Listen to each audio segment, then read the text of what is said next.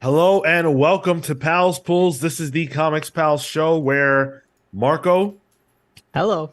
Kale, What's up, hot dogs? Tyler, What's up? Hello. Damn, I stole both yours. Damn it. Shit. me, I'm Sean. We get together to talk comics. We're reviewing four of this week's Count 'em. books that came out this week. Yeah, four of those. We've got the Flash 1 Minute War Special, number one. Bloodline Daughter of Blade, number one. Silver Surfer Ghostlight, number one. And I'm going to stop right here because there's a cover for this book. Everybody's like talking about the fact that there are these Planet of the Apes covers in February. We'll talk about that tomorrow or on Saturday. We'll talk about that on Saturday. But there is a cover for this comic that has the Planet of the Apes on it. It's Silver Surfer going to the Planet of the Apes, heralding the arrival of Galactus. And it is one of the coolest covers that I have ever seen. Damn. And I'm desperate for this cover. Midtown did not have it. I was so sad. It's very badass. So the controversy thing, that's not what this show's about. I just want to talk about how cool that cover is. If you come across it in the wild and you can hear this, tweet me a picture of you having it so that I can be officially jealous of you. Can I potentially make a controversial statement? Yeah. I don't like the Planet of the Apes. Okay. I don't get the hype. Huh. I thought the Matt Reeves ones were pretty good. I think the original one is phenomenal. I also like old school like makeup work and stuff. So The effects there are great. yeah, the effects are Practical. cool. Yeah. The twist, classic movie twist. Well, That's all. unfortunately, we're not reviewing Planet of the Apes. We're reviewing Purgatori Must Die, number two. This Wait. was Sean, I got the same variant. oh shit! Whoa, you have it in physical. Oh, don't you worry. We'll have a conversation. Wow. All right. Boy, okay. That is the book that quote unquote won the listener poll this week. It was another tie, but this time it was a three-way tie. So we went with Purgatory, hoping for the best, but as always, prepared for the worst. Before we get into the reviews, I want to let you guys know how you can find and support the show. Of course, we are the Comics Pals on all social media platforms, including TikTok. Watch our YouTube shorts, run those numbers up, things like that. At the Comics Pals on Twitter.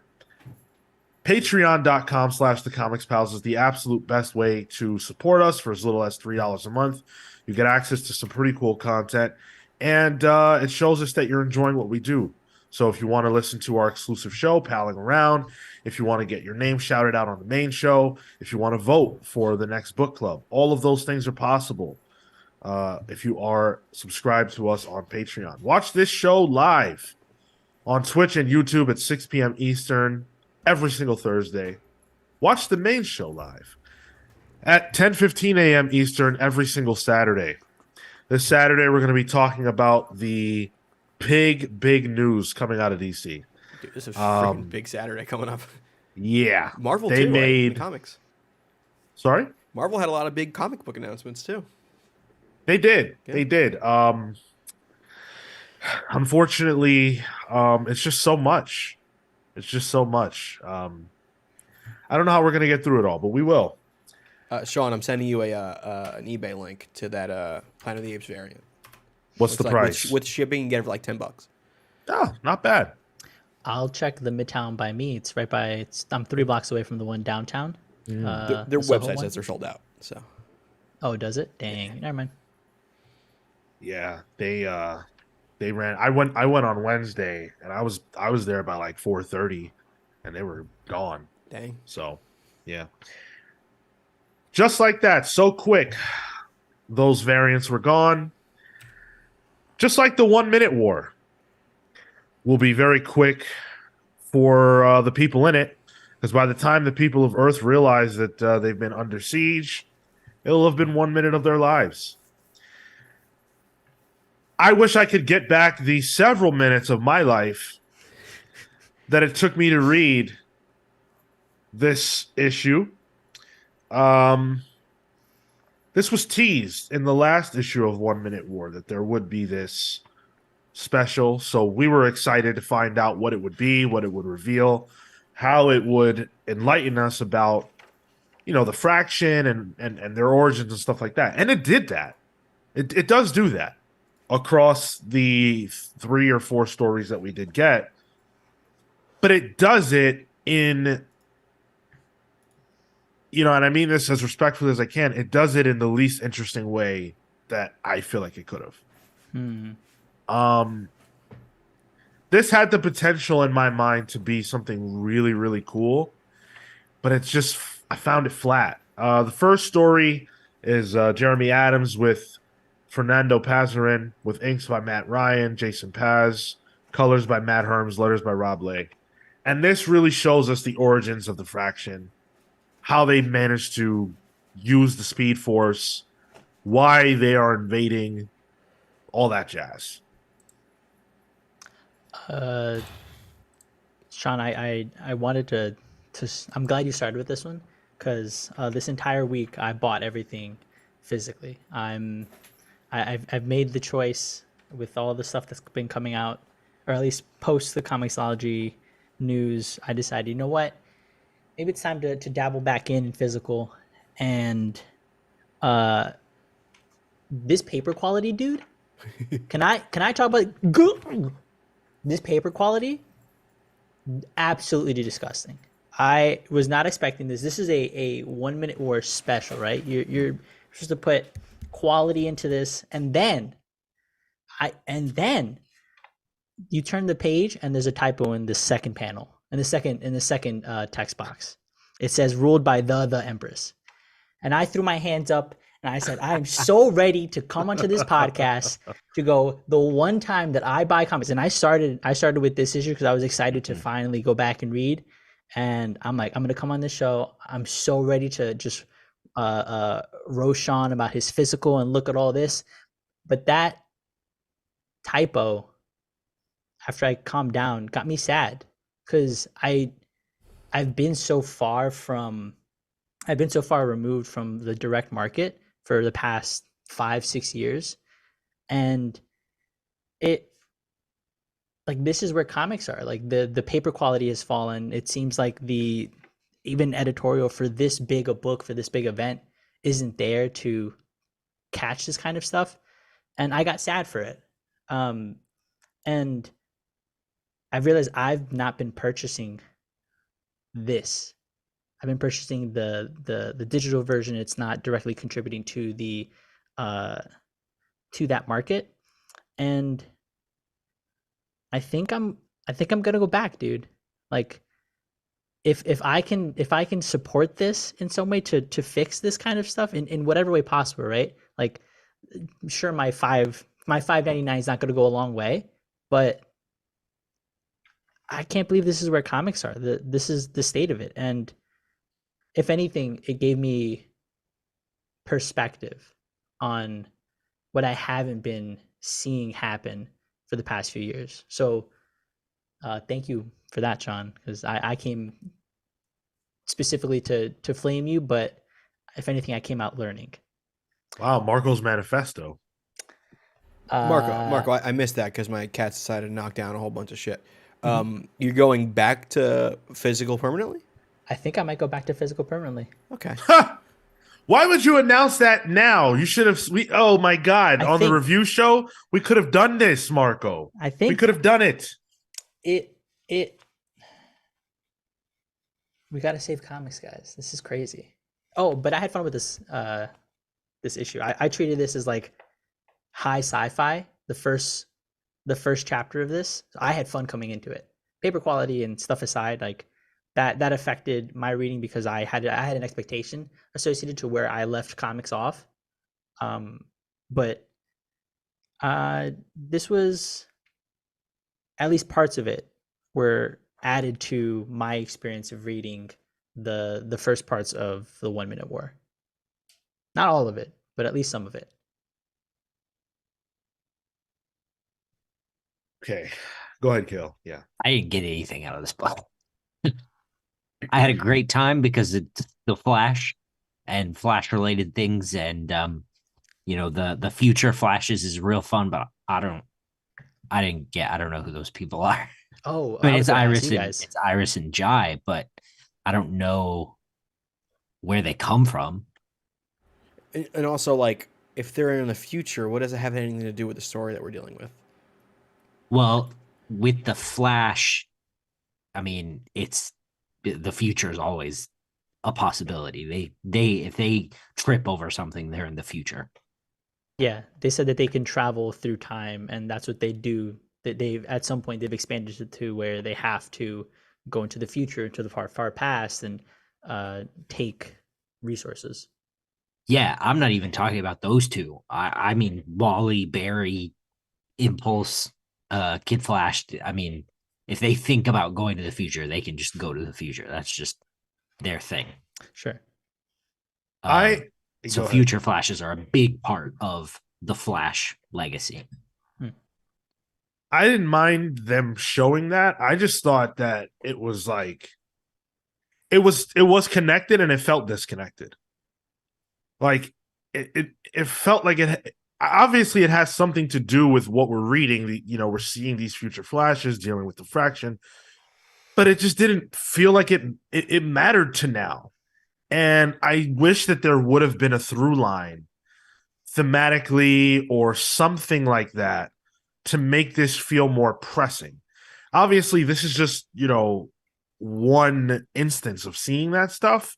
But if you compare this to another time in which we saw, the future being dealt with, if you go back to like Hickman's House and Powers, we didn't know what the hell was going on, but it felt like it related because the theme was the same. Mutants trying to survive. And it had an urgency attached to it. This was rooted in a relationship really between two characters that if you don't know them, I don't know if they're new or not. If you don't know them, then it's like, who the hell are they? They met before. When was that? Why do I care? And that's really the only thing that's going on there. So I had a lot of problems with these separate stories for that reason. They just don't feel like they matter or like they're connected or I don't know. Interesting. So I And they looked in. don't. Sorry, go ahead. I was gonna say I looked into the Gold Beetle person because I was like, oh, that's an interesting looking character. Apparently, a future state creation, Oh, which is like, why are we going? Why are we going back there? Do we need to? I don't know. Yeah, I didn't like this issue at all. It all four characters you see on the cover, none of them show up in the book. That always bugs me. oh Yeah, yeah. know, ditto. when Yep. when the cover doesn't necessarily need to be what happens in the book, but if you're showing only four characters, they're not really doing anything special. At least put one of them in the book. I don't know. This felt more like a series of backups, a series of like these could be backups in the main Flash book, and it would be fine without the need for this issue. This on paper, the idea of this civilization that can harness the Speed Force and uses that for war and it can conquer a planet in a minute, on paper, sounds great. In function and as it's used, it's boring. Nothing happens. The Flashes don't even get to do Flash things because everything's slowed down. So it kind of slows down the whole fun of the Flashes. It's like, oh, cool. One of them can now run up a wall at normal speed. Cool. Great. Yeah, I'm not into this at all. Nothing. I don't feel like anything new came out of any of this either. The only thing new that came out was I think that and Twitch don't ban me for this, but I think that our main villain's goal that we learn is that he's a total simp and he just wants to marry the Empress. It's a power play.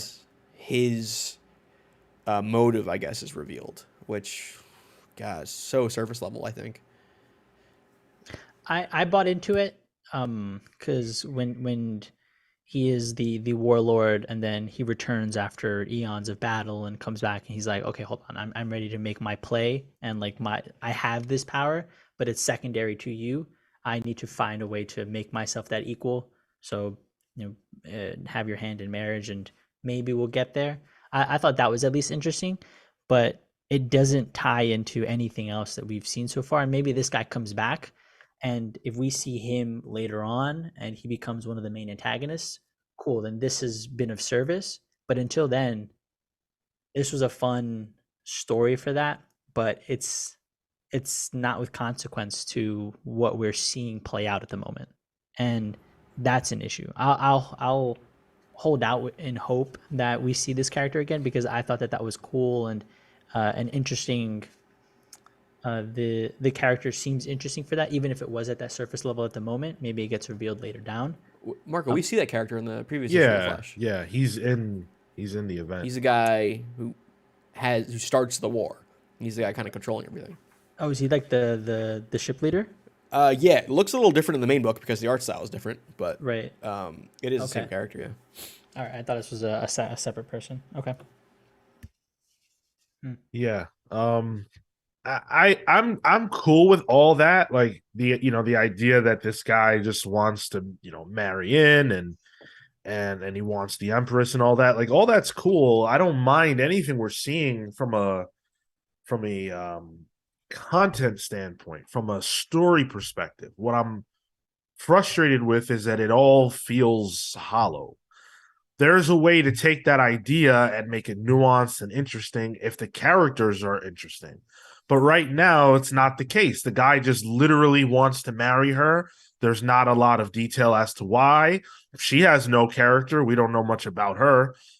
She's like, yeah, sure, and that's it. Like the dialogue might as well be that, because that's all the nuance that's there, unfortunately. And she's faceless. Yeah. I don't know if she's faceless. I think the veil was covering her face.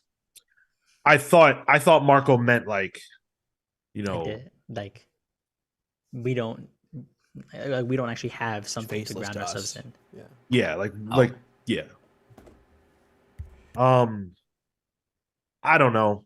I really want to love this. The main story stuff I've been enjoying, but this felt completely empty throughout. I didn't feel anything but frustrated. Marco pointed out the page stuff, the paper quality, and it was really bad here. Like really, really egregious. It's hard to explain if you don't buy comics physically. We've had people write in and say like, "Oh, well, what is Sean talking about? Buy a DC comic." I don't know. Marco, do you like having that, like the feel of paper, I like the texture? when you the touch it? texture. I guess the texture just caught me by surprise, because I remember when all of it was all sheen. Like some of the other books, the Marvel stuff, even some of that has lost some of the weight. It's still shiny. It still has that gloss on it, but the actual paper weight of it seems to have changed. And in this case, it looks like 90s stuff, like a 90s Vertigo. Some of the colors seem more than likely are washed out because of just the way it's printed on. One, the paper, but then also the Well, I was gonna say, like, I've been getting ads for iPad screen protectors that mimic paper, the texture. Mostly for artists, really. For like Not the Apple bad. Pencil and stuff. I've thought about doing it just for like writing, honestly. Not that they're sponsoring this or anything, but the one I got for my new iPad is paper like. Yeah, It's that's the one I've been tremendous. getting ads for. Is Yeah? it good, Cal? Tremendous. Yeah. I love it. I wrote one of my whole projects with the Apple Pencil on it, handwritten on the iPad. It was great. Yeah. Okay, yeah, because I was just punching up a friend's script and I was writing in the margins, and I'm like I'm having trouble. It's too slippery, So okay, I wonder if it'll affect my reading too of a comic book. That's my curiosity. Coincidentally, it does have a texture to it for the swipe, and it does genuinely feel really good. Let's get back on track. Dan Trudeau asked if this is a necessary read or a sidetrack. This is not a necessary read. I really, really, really, above all else, don't understand what the reason for this existing is. There's no big revelation. Yeah. The only thing you need to know, if there's anything you need to know from this, is what happens in the first story about the reason why the fraction does what they do and all their motivations. And that could have been handled in 2 pages within the main story. It's unnecessary. I rarely get on here and say don't buy something outright. I truly don't think there's a reason for you to buy this. I just don't. And what's wild is it was an editor's note in, I think, the first issue of this is like, oh yeah, more to be revealed later. And realistically, nothing. Yeah. No good. No good. Pass. Yep. Yeah. Yeah. Just not necessary. It's one of our first unanimous passes in a while. I think so. Unfortunate, but that speaks to, what this was. Everybody involved is talented. This just doesn't need to exist.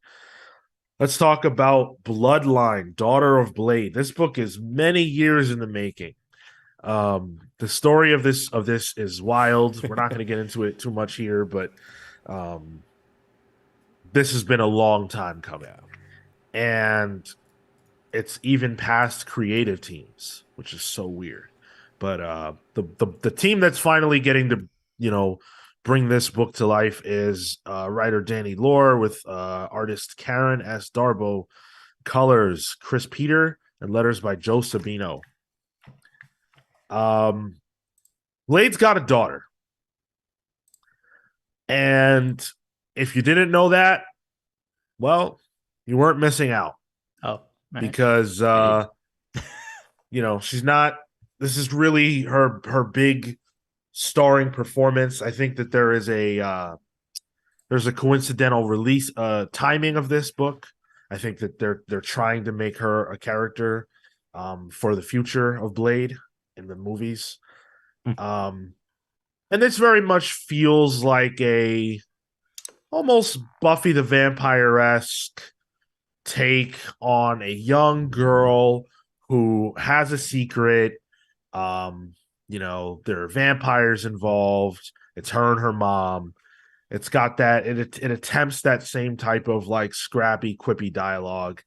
It does everything that you would expect a Buffy clone to do, but it does them all significantly worse. This week especially, I found myself really frustrated with the dialogue in these books, and this was an egregious example. This was hard to read. Yeah. Oh, interesting. I didn't really. I kind of liked it, I think. I think I felt the same way, but spoiler, I felt your way, Sean, about Silver Surfer. Oh boy, we will talk about Silver Surfer. I thought it was fine. I thought it was predictable, but it wasn't. I mean, overall, it was enough to get me to a second issue. I just kind of whatever. Like, it was very cookie cutter Buffy, Yeah. And that's not a bad thing for me. I'm a big Buffy mark, so especially since I don't really care much for the current Buffy books. If I can read this, that's like Diet Buffy, that's fine with me. I think it's doing the one thing that it kind of did different than Buffy is the fact that Marvel vampires are a little more realistic in the sense that they don't turn to dust. Go on. Well, okay, in the sense that they don't turn to dust. Like when you stake one, they die like almost like a human does. They just bleed out. And that was an interesting little beat there, with her mom, and like the daughter's like, oh, I thought they turned to dust. I'm like, oh wait, does Buffy exist in as a TV show in Marvel continuity? I don't know. But I thought that was an interesting bit. Like, I think this was a fine first issue. I'm more curious to see what comes after, really. Like, the father-daughter dynamic is not something we had in Buffy. The distinct lack of it is what Buffy was. So seeing that here, I think that's where it can differentiate itself a little bit. I'm more interested for the future issues more than this first one. What was Giles to Buffy, Tyler? How dare you? Well, and that's what I'm saying. Like, this is her actual father. I think there's a distinct Right. difference there. Yeah. Yeah. And Buffy doesn't realize what Giles is to her until a little later on. Let's not get into a Buffy debate, okay? Oh yeah, I'm rearing. All right. Oh, Already- you don't know. You don't We've know. already wasted our side sidetrack, conversations on iPad screens. We can't possibly. I definitely don't have an Apple Shop tab on my other screen with iPads on it. Yeah, I mean, I don't know. Maybe it's because of how much Buffy I've consumed Fair. in my life, but I just don't have the space for this in me. Not for, whatever the cost of this is, not for $4. There's just no way. There's absolutely nothing here that made me go, I need more of this. Especially because, hey, look, Blade can have a daughter. That's great. I'm into that. But I don't buy this comic book if Blade is not attached on some level. That's the reason why his name is on the cover. So for him to have no part in this at all, when he's the most interesting thing about it to me up front, because I don't know this girl, that was also a knock against this. I wanted to see Blade, and teasing him at the end, that's not going to get me to come back, because what I got wasn't enough to make me want to come back. And it also does the other thing where, new student in her school, a little mysterious, turns out she's a Slayer too. It's like, Yeah, all that right, was that's almost, telegraphed. you're a little too much like Buffy now. We even have a Faith equivalent now. It's When what was her name? Something Nieves came in. I'm like, oh, Yeah. she's the other hunter. Has to be. Yeah. And I like how then that's a pops up trope at the now, end. right? Yeah. Yeah. What'd you guys think of the art, the Darbo art? Very almost manga influenced. Is that fair to say, or maybe more anime influenced than manga, if that makes sense? Yeah, I felt. I definitely felt that. I appreciated that some of the lines were loose. Like they were, as much as the style was in that anime or manga vibe. The actual line work in between the hard outlines of the figures, they're cool. They're loose. They define a bit of movement. So I appreciated how dynamic it was. It felt like it flowed well. I thought that I wish the colors popped more. I feel like this book needed a little bit more life. Mm. And I think the colors could have gone a lot harder in terms of making that happen. You think like more like what the cover is showcasing? Yeah. Okay. Yeah. It just, I don't know. I wanted it to pop, and I wanted it to be fun and exciting, but that's not quite how I felt about it. And when I imagine it just being brighter, even, I feel like that's something I'm more interested in. But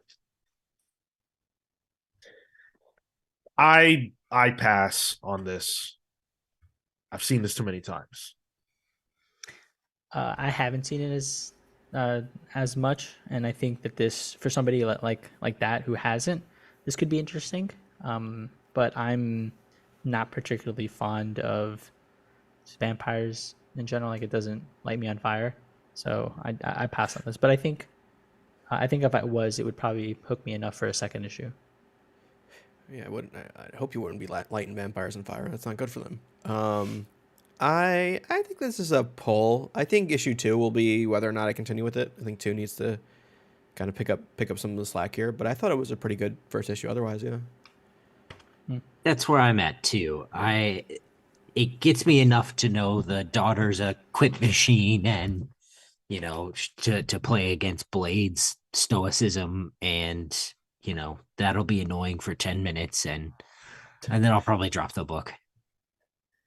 Well, Blade's his own quit machine nowadays. They really kind of Yeah. leaned into the comic book Blade being like an even heightened version of Wesley Snipes' Blade. I would love for an age for the Marvel vampires to be cool. Dude, there's so much cool shit going on with Marvel vampires right now too. Like they took over Chernobyl and they have their own country now, run by Dracula. Come on. Wolverine crossed over with the Ben Percy stuff. That was fun. Yeah, that's right. But where is it? Where's the cool stuff? Well, Omega Red's a It's not here. vampire. Like it's in like I think Yeah. it's like in X-Force and Avengers. Really, I think those are the two main books. Oh man. Yeah. Remember when Marvel tried really hard with Dracula in like 2008 or so? Like I felt like No. there was a Dracula versus Apocalypse book. Am I crazy? Am I? what? Ooh, that's ringing Oh, a I don't know bell. about that. I think I feel like I remember that.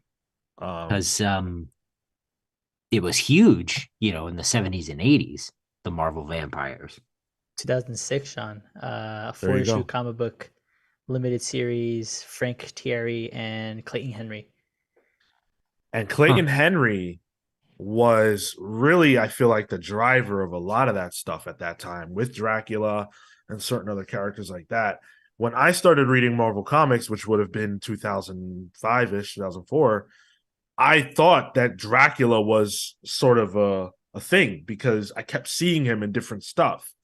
But then be I fair, tried it myself and I was like, never To be fair, mind. Tomb of Dracula was a preeminent Marvel book when it was out. So like they're always trying to recapture that Yeah. Yeah, kind of thing. Yeah. Decent Marvel snap card though, I will say. indeed, decent, a lot more than decent. Ooh, especially with MODOK coming in. Oh, you know it. Let's dive into Silver Surfer Ghostlight.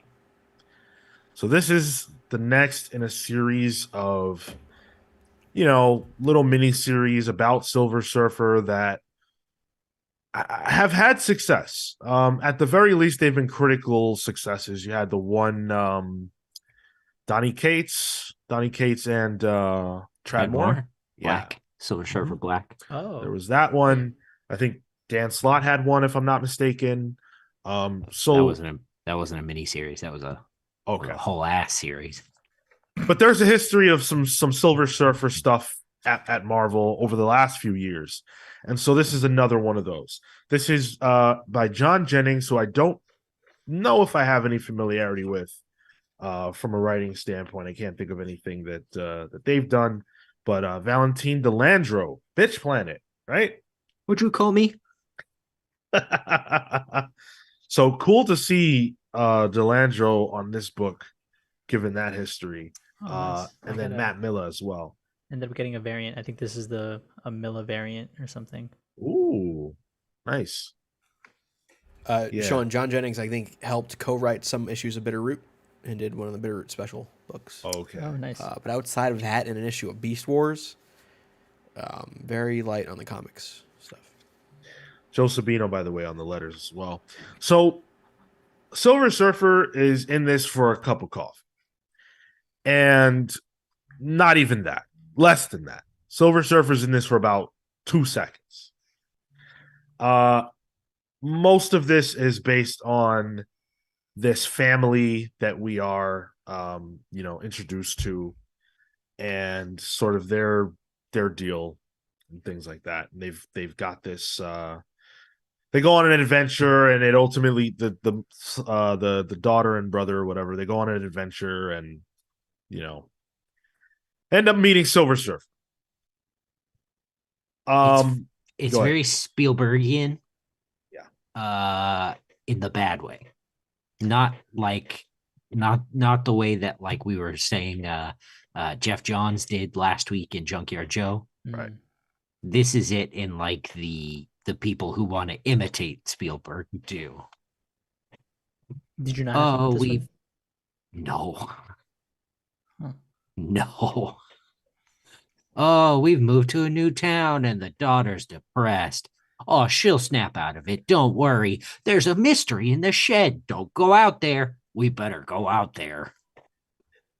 I have fun. I thought it was lighthearted and like it's a slow start to get to where we end at the with this issue. I thought the characters were fun and quippy enough. Good back and forth, I thought.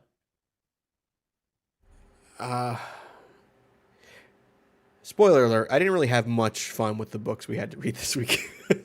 I kind of breezed through these last night, and then I got to like my other books, and I got to read like Sense and Liberty, and I have the Dark Web finale coming out, and I'm like, all right, thank God those are on the.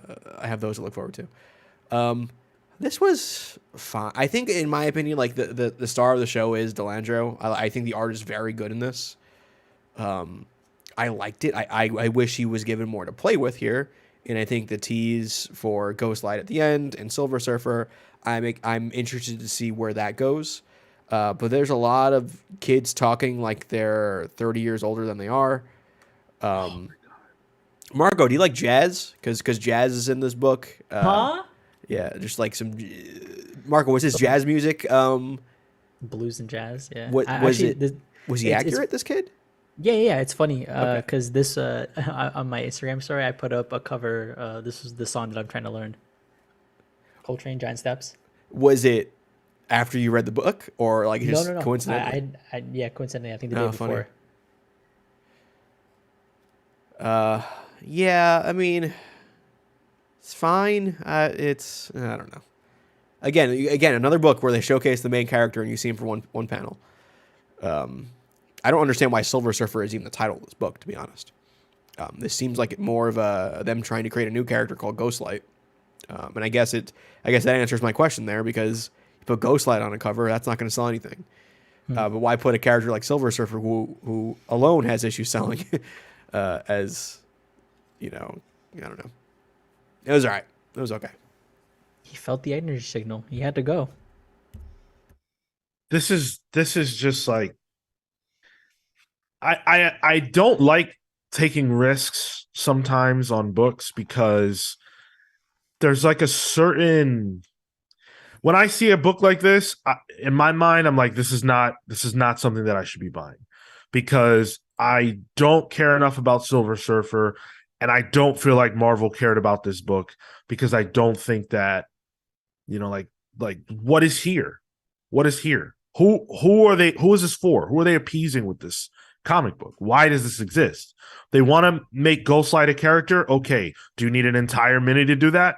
Can it not be, happening in the back end of Guardians of the Galaxy, or I don't know, whatever book you want to say? There's nothing here. Like, this quaint story about this family, I couldn't read it.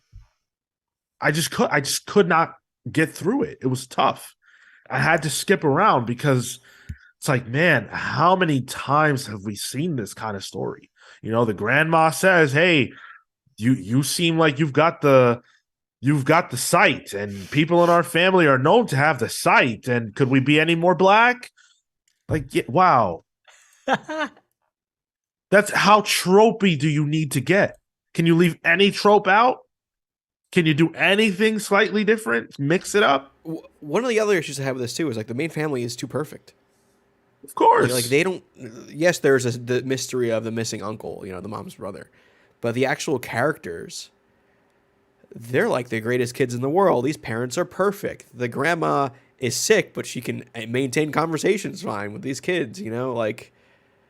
Is that not a lived experience? I don't know. I connected with that immediately. I was like, oh, look at mom and dad. Oh, a happy family? Yeah, happy family. The grandma's a little older and sick, but she can still wrangle her way through life and whatnot.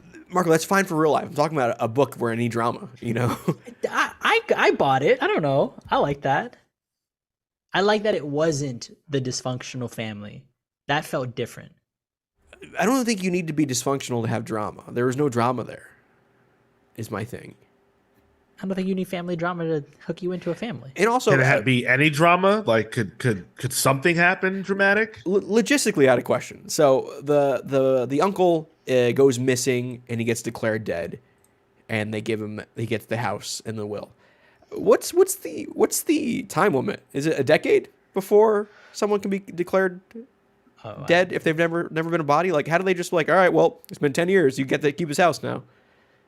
Like, I was so bored with the book, I started thinking about the law. They said it was about 10 years. He'd been gone about 10 years. So maybe. Yeah, I guess I should Google when can someone be pronounced dead? After they read this comic book. Mm-hmm.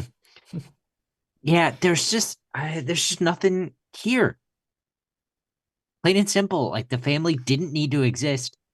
And it does absolutely nothing for me to make Ghostlight an interesting character. I mean, we don't get anything about Ghostlight yet. Yeah, so why am I here? I 7 years. I 7 years, guys. 7 years. You can be pronounced dead for missing. okay, well, Yeah. that's not bad then. And this was also an extra sized book. This was an additional. It was like 44 pages or something. Really? I think so. If compared to the other I'm seeing books, it as a it feels- 28 page count book, Marco, on here. Oh, is it? Oh, Yeah. okay. At Did you read least it it twice? feels bigger. It Like an- felt longer because there's so much damn dialogue. Wait, no, you're right. It's 40 pages. It's 40 pages. I don't Is know it? why Okay. I was on the variant, the Chichetto variant, which I think you have, Marco. Oh, is that what it is? And Okay. that was telling me it was 28 pages, but the main cover says 40. So yeah. 40 pages, and 99% of them do not feature the main character, or the alleged main character. And then if you include Ghostlight, then you're down to what? Like 90% of the pages don't feature him? Yeah. So, come on, what are we doing? Like, make him interesting. Do anything with him. Pass. I hate coming Hard on here pass. and being so negative, but damn. Y'all gotta do something. Book of the week. Fuck off. With this lineup, bro? I might be We with haven't even- Marco. We still have another book to talk about. What do you mean? And I'm calling it here. Yeah. Yeah, me too. I think for the art alone, this was my pick of the week. Yeah. Y'all Sure. I mean, this book sucked. I liked it. I had a good time. All I right, can't believe good. I can't believe you picked this over Flash. Because I at can't least believe you- Flash had substance. This was the Oh, back boy. of a cereal box, and my cereal box is more entertaining. And you have British cereal too, so that's saying something. And I'm an adult with fiber problems. That's what I'm saying. Special K. I take it back. The book didn't suck. The art's actually really good. I do want to say that. The art is very, very good. Valentine Delandro is super talented.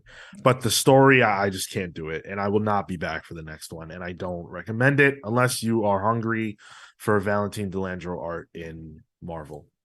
For a visual comparison, I would compare the art to Tyler Boss. I think that cartoony but thicker outlines is what I got. So I like him as an artist. I was looking at the art in the back matter of the book, like the character designs for Ghostlight. And one of the things that's noted is that Ghostlight's is always underlit, no matter how the lighting is in any scene. And I thought that was a really interesting beat. Huh. So, well, I mean, it'd be cool to see the character in the actual book, but like I was, in the back matter, I thought that was pretty interesting. That's cool. Well, the listeners, they couldn't make their minds up this week on the Twitter poll, which you can use to vote. And we would encourage you to do that so that we can avoid situations like a three-way tie. It was, I don't even frankly remember it was Purgatori, Avenger 65, and I can't remember what Scarlet Witch, maybe? No, it was Maybe Lazarus no. Planet. Scarlet Witch Lazarus surprisingly Planet, did got like one vote. Well, People are there you not go. into that, I guess. But. And so out of the three, we decided to go with Purgatory Must Die since Marco, Kale, and I had a good time with this the last go round, and it was fun to see how much Tyler didn't have a good time with it. Ray Fox is the writer here. Alvaro Saraseca on art. Salvatore Ayala on colors. Tom Napolitano did the letters. So the first issue of this, a lot of fun. Great time. The second issue of this, not a lot of fun, Yeah. not a great time. Pump the brakes hard. Yeah. Everything that made the first issue work, this issue basically doesn't have. I thought the first issue was funny. It was interesting. The way it introduced us to Purgatory and kind of explained her whole deal, seeing all the quirky other characters and their mess. It was very fun. This one just it's very talky, and the dialogue's not strong enough to carry you through an issue of this nature because it doesn't let Purgatory do what she's good at, which is be weird and goofy. And then I found myself not liking her anymore. And that's when the whole thing fell apart for me. Mhm. Why? it seemed to me that she kills people for no reason. Like she's actually bad. No. And that turned me off. I thought that because I don't know who she is outside of the first issue. Yeah. So I thought she was like, this very powerful person that all the gods were afraid of. But when you actually read about her or know her, she's a good person who just happens to be immensely powerful. And yeah, she's kind of mischievous, but ultimately not a bad person to exist. That's the vibe I got. And this issue tells me that that's not the case. And thank you for the sub on Twitch, Logan Diets. Appreciate it. Oh, appreciate that. Thank you so much. Yeah. Go, sorry. Please. I found this issue, my problem with it was that it was so repetitive. So she wants to show off a power to get the people off her back. And so we get a page with Evil Ernie, and then we get another page with the group of vampires, and then we get another page with somebody else, and they're all killing Purgatori, but we see Right. Purgatori with the other guy, and she's, I don't know, meditating or something, and then they kill Purgatori, but that's not Purgatori. And that's a power that she learned from Jesse James. Just shadow clone Repeats, like, jutsu. 4 times. To your And point. yeah, and that's the book. That's how she gets away. And so I guess that needed to be the whole book. The problem is that it's not set up in a clever way.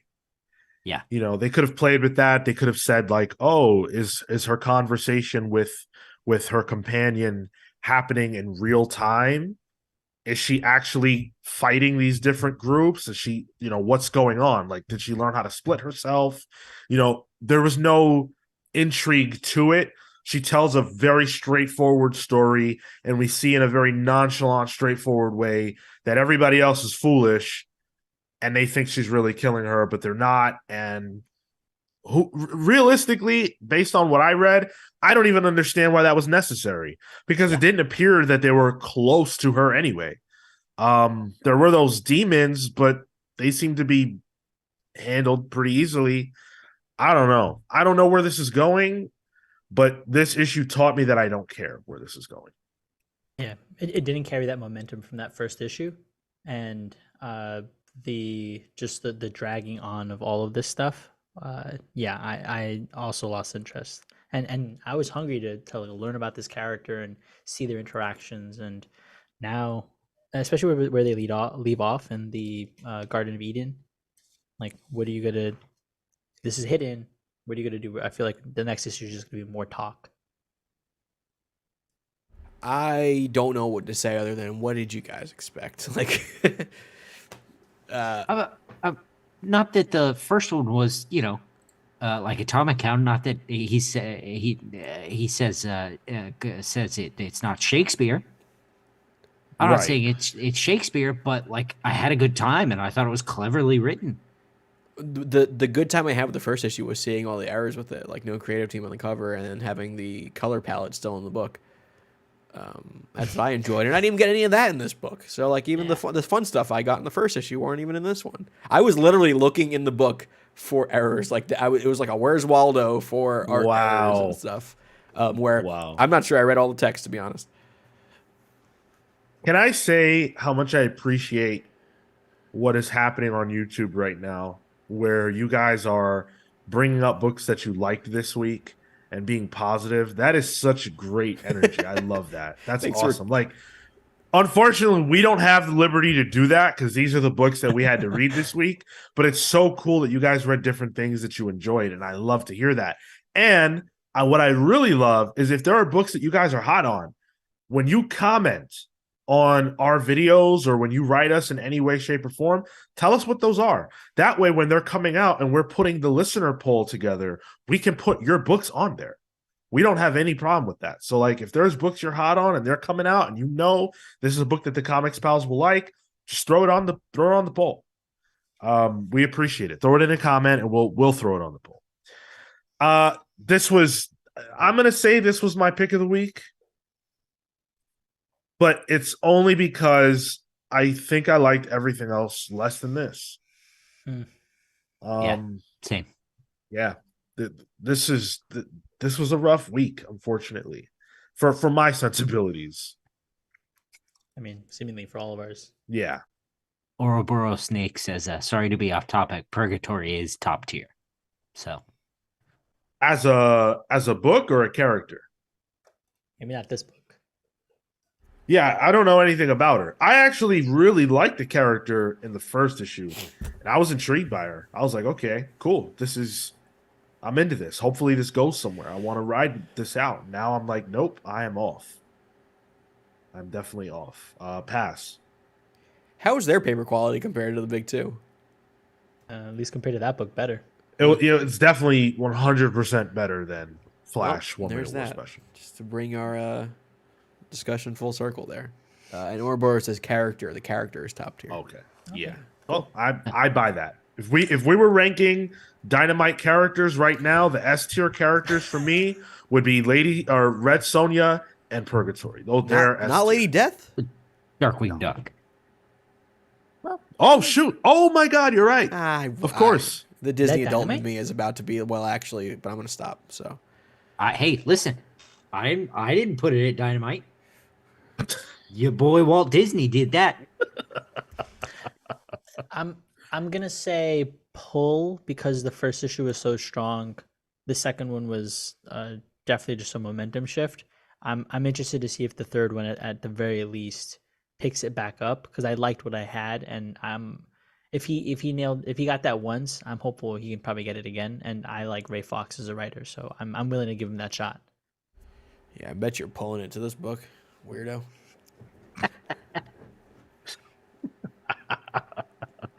Oh my goodness. All right. Well, That was a jerk off joke, guys. Oh no, we were well aware. Oh, okay, all right. Yeah, Just- actually, you know what made it even funnier, Tyler, was right after you explained it. yeah, thank you. That's You got your laugh. yeah. It's fine. Could've really just, left it. the one thing about Tyler, he doesn't know how to leave things. Trust me, I do.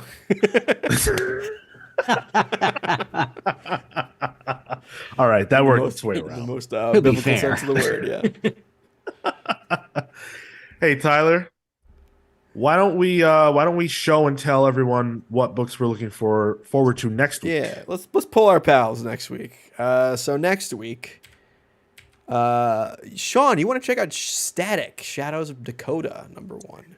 Yes. So I was a big proponent of the initial Static stuff that Vita Ayala did with Nicholas Draper Ivy and Crisscross. There were people who were frustrated by that book. I understand that, but I want to say this as a potential selling point.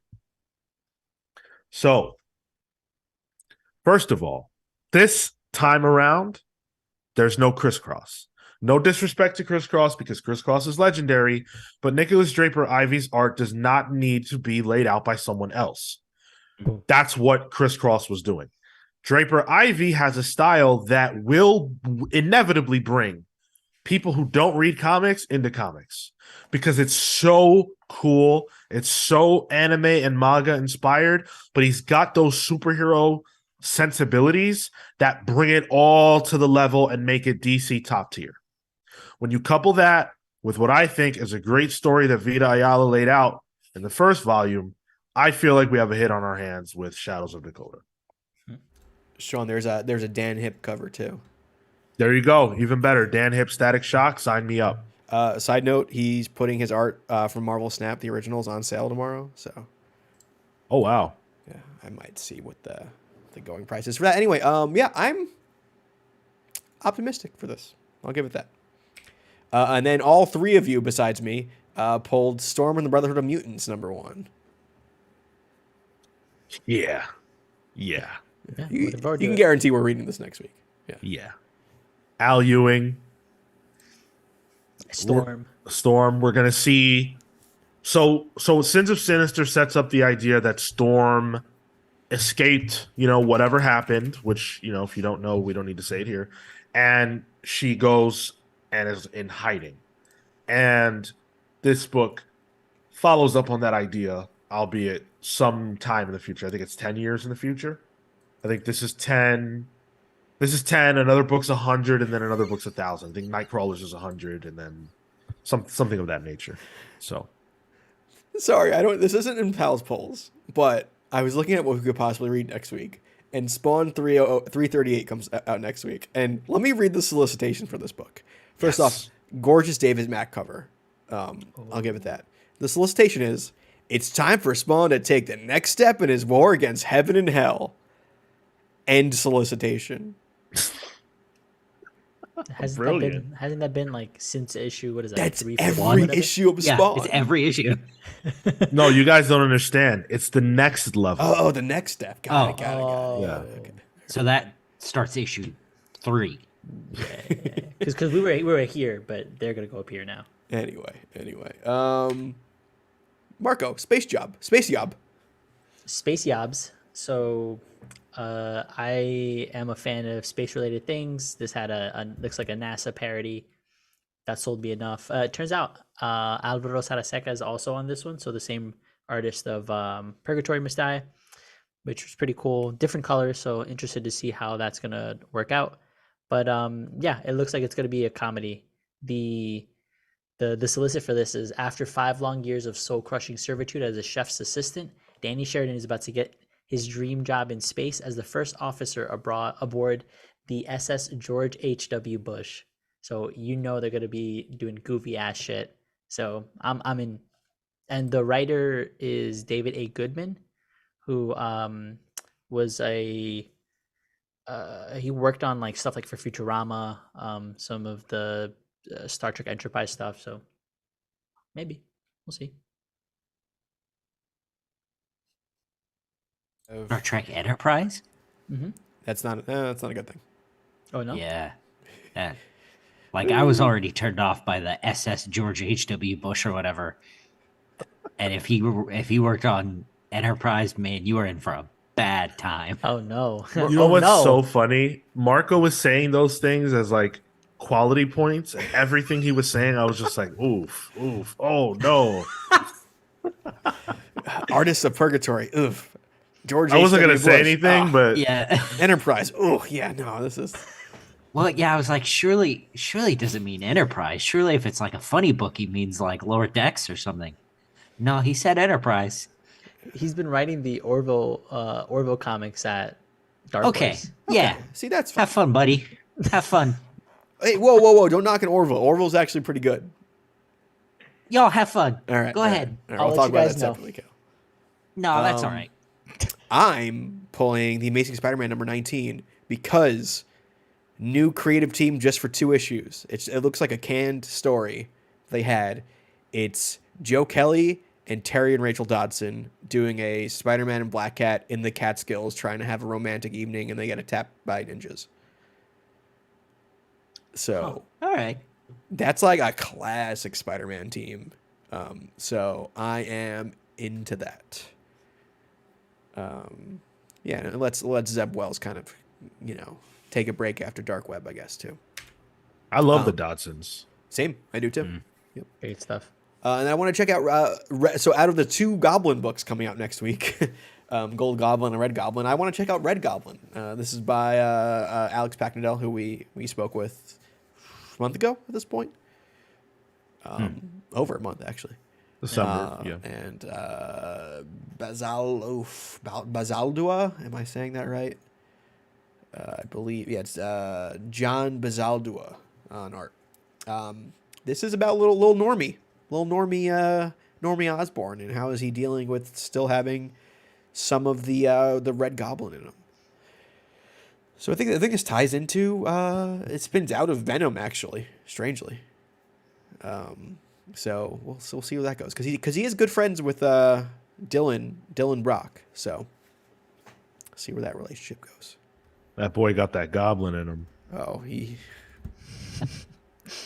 I'm gonna stop myself now.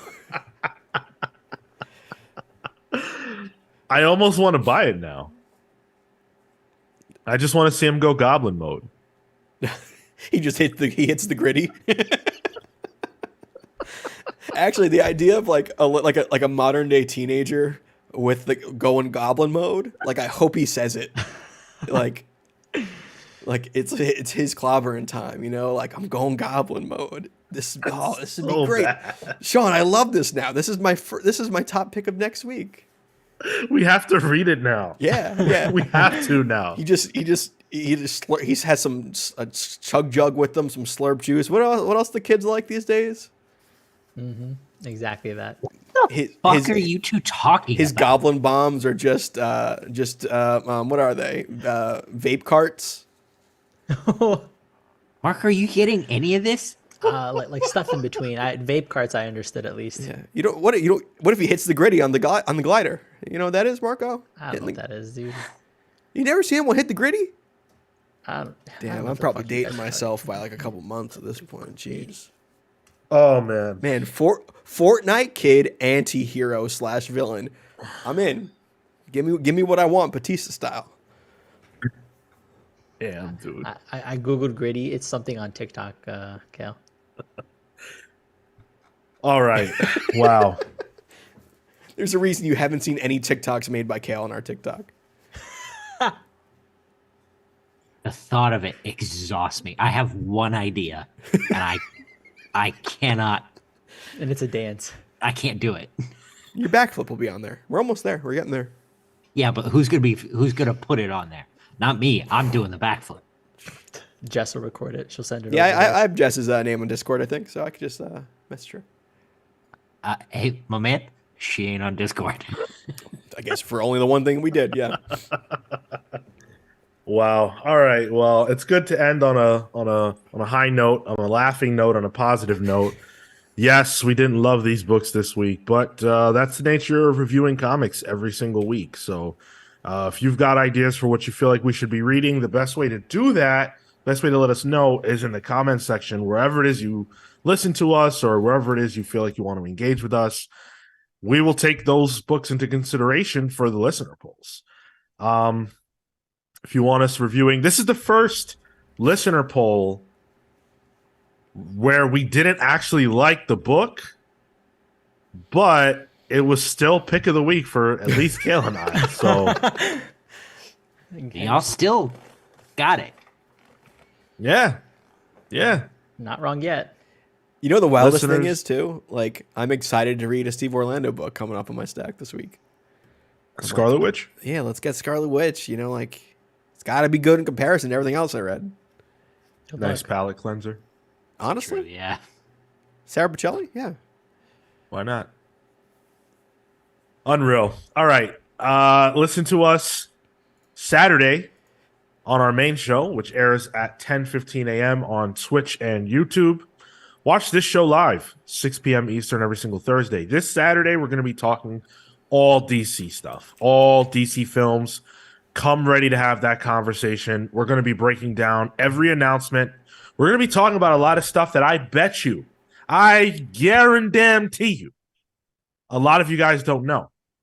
Because a lot of information was buried on Twitter, and a lot of it was buried in a press conference that no one was at, except for reporters that aren't doing a tremendous job of disseminating that information right now.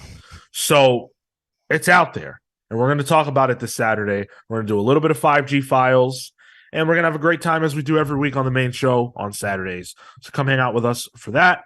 Join us on Patreon at patreon.com/thecomicspals, where for as little as $3 a month, you can support your pals. You get access to some pretty cool content.